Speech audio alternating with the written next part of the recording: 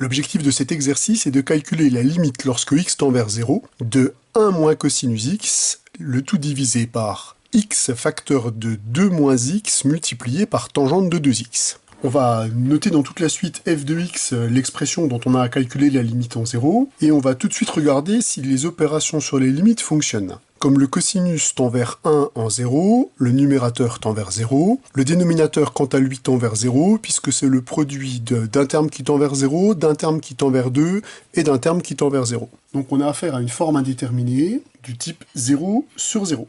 Alors pour lever cette forme indéterminée, ce qu'on va faire, c'est qu'on va chercher à quelle vitesse le numérateur et le dénominateur tendent vers 0.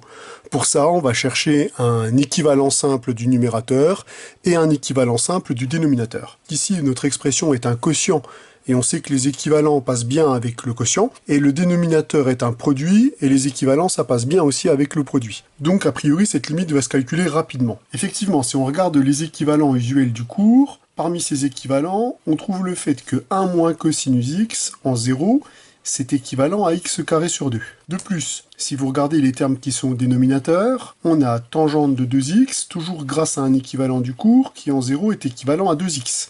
Puisque 2x tend vers 0, lorsque x tend vers 0, on a bien cet équivalent. Si on ajoute à ça que 2 moins x est équivalent en 0 à 2, puisque x est négligeable devant 2 quand x tend vers 0, bien entendu, on récupère directement par produit que le dénominateur, qui est égal à x multiplié par 2 moins x multiplié par tangente de 2x, par produit d'équivalent, est équivalent en 0 à 4x carré. Conclusion.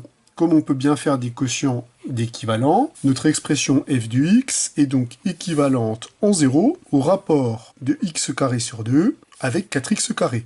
Elle est donc équivalente en 0 à 1 sur 8. Or, par théorème de notre cours, on sait que deux fonctions qui sont équivalentes en 0 possèdent la même limite en 0. Comme un huitième est une constante, sa limite en 0, c'est un huitième. Conclusion, la limite lorsque x tend vers 0 de 1 moins cosinus x sur x fois 2 moins x fois tangente de x est égale à 1 huitième.